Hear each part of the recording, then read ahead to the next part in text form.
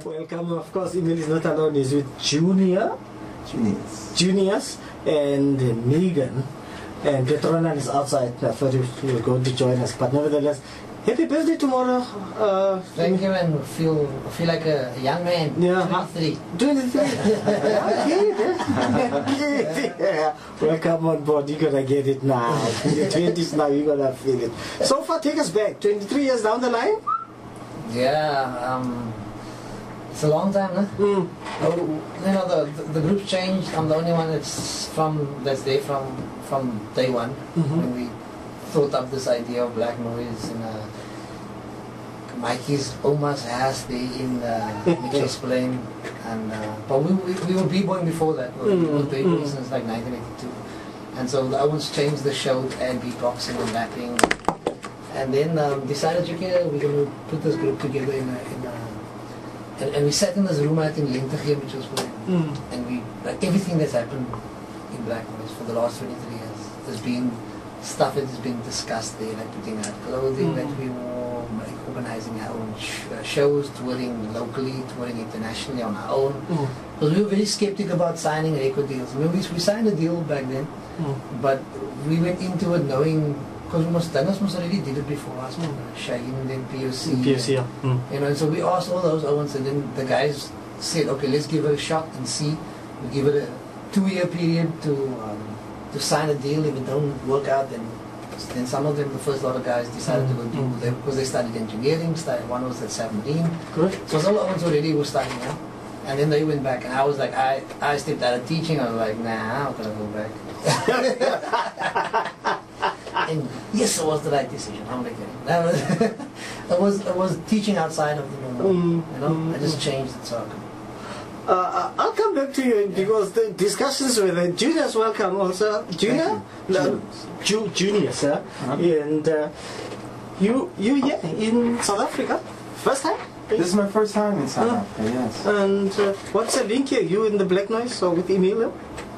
Yes, actually we're here on part 2 of an exchange between Black Noise, my dance company, Urban Artistry, and another company called Nomadic Wax.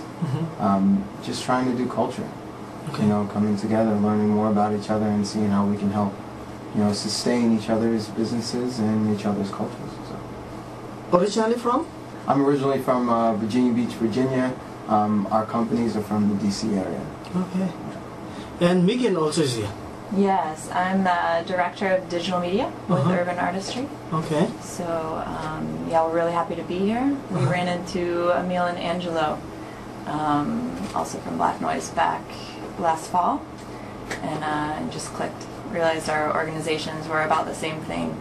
About what? About educating, performing, and competing, and really, you know, rooted in those things, but also culture, just focusing on who we are as people and making sure the youth are growing up proud of that and learning about their history. Yeah, just talking about that education, you know, we were discussing 23 years ago, we were discussing this, especially this whole hip-hop movement, this culture, the whole interpretation, the role of the media, how it betrayed it, and how ordinary child on the street interpreted it in the whole thing it did, or in our, Emile will tell you what it did in our townships, you know, people perceive it very, so either you sweat your mother, your sister, and all that. But we said, continued with that, and discussions happened. Even coming to you, those discussions did they have their impact, you know, on the youth? How hip hop should be understood as a movement? I think, you know, it's a different time. So like, I'm more realistic these days. You know, like we're fighting a huge battle against mass media, and you know, community radio stations, obviously that's community, so it doesn't get as broad a exposure as like these multi-billion companies, you know. And so I'm very realistic about who we get across to and the amount of effort and time that we need to put in to get across to people, you know, and also to be okay with, you know, not being able to, like, obviously influence all of the masses simultaneously.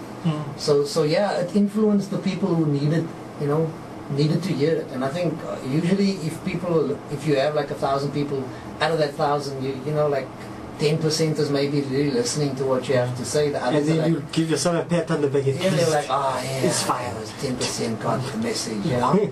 And that's what I'm saying. It's about also being realistic and realizing that even like at a time when hip hop was very revolutionary, there was only a few of us really who internalized that information that we got. You know, if you look like Shaheen and all of the guys, there was.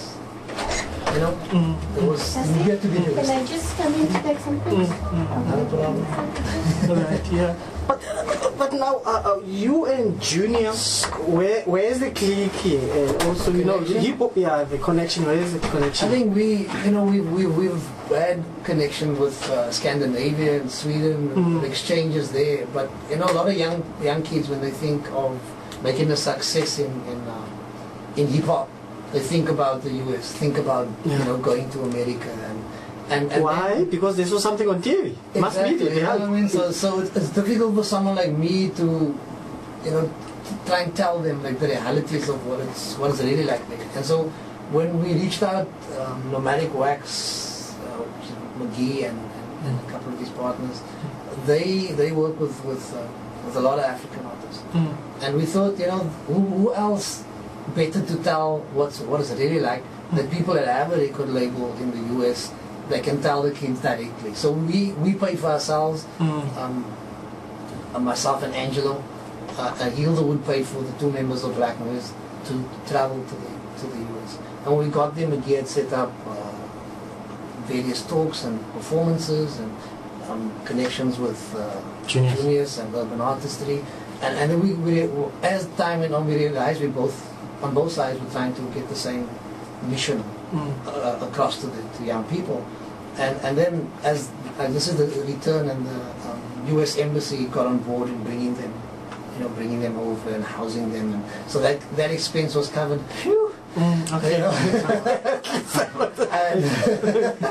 Which obviously helps a lot, but whenever we do anything, the main thing for us is that there's a continuity. Like you don't promise kids what can't be real. Yeah. So this you must meet the exactly, you know. And so this next step for us to be to get a couple of kids who are now interested in house dance or just hip hop in general, and get them to go see firsthand from people involved in the hip hop industry or just hip hop in the US what it's really like. Because then I don't have to try and convince them from what I've seen. They actually can first, and if they can come back and tell other kids, look, we got to buy. We went there, we know what you're talking about. You know what I mean? And that's what it's really about. It's about experience. You know, going out and experiencing it, and then those people coming back and say, look, this is how we can really make a living. And can we really? And do I need to have a 9 to 5? And you know what I mean? If I really want to survive as an artist, what does it take to survive? Because they forget the amount of people that they are in the US. Like I think it's 450 million people in the US. You know, yeah, you know, and like versus our 45 million over here. And so like kids over here have this idea that I'm gonna make it. I'm like go there and I'll be like this underground MC. And like they've got millions of people standing in line. You know, and of that million, none of them are like these hardcore core hip hoppers that are really rhyming consciousness. Corporate USA doesn't necessarily want to promote that, you know.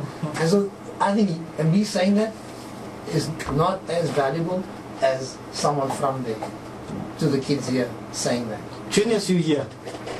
Yeah, you know, I mean, what we've done in urban artistry is we've challenged young people to explain to us what does it mean when they say, oh yeah, I want to make it. What does it mean? If you can explain that to me, if you can define that, then we have some place to start. But until you can decide what it means, making it means, then we got a long road, and we need to be a little bit more realistic. What's in their minds? What's the thing? You know, I think people just want to be happy. You know, they just want a peace of mind. You know, and I think that, you know, young people, they see so many possibilities, you know, and they may not have the tools that they need, you know, to get to where they're trying to get, you know, but I guess in youth sometimes it's just like, I'll make it. So just fortunately, I'll make it. Yeah. Okay. I think what's the name? Like, if McGee can come in and explain like nomadic wax, because nomadic wax go through a whole lot of young MCs, you know, from different parts of West Africa mostly. Anyway, you can speak to that. Yeah. McGee, welcome. Also, you can join in. Oh, it's a pleasure to be here. My name is McGee. I guess I should introduce myself. Sorry for being late. No, you are not late. I was wrapping up my workshop in where were we? Grassy Park. Yeah, Grassy Park. At a primary school with a bunch of kids, and that was. I feel very good right now. I'm psyched to be here, but especially because my last workshop was particularly interesting. It was the most intense young kids who want to be filmmakers that I've rarely met kids who are this serious, and they tore apart the videos that I show them, and they were like, this is garbage, I would do this better, and this, and this. We would do 2 camera angles right here. So clearly in Grassy Park there's a contingent of young 13-year-old guys and girls who are ready to start making some revolutionary So they can do it better than you. Oh, absolutely, without question. There's a potential there. Yeah. So Emile has been working this week. Exactly. You can see the results from the work of Heal the Hood in these neighborhoods. Absolutely, everywhere we go.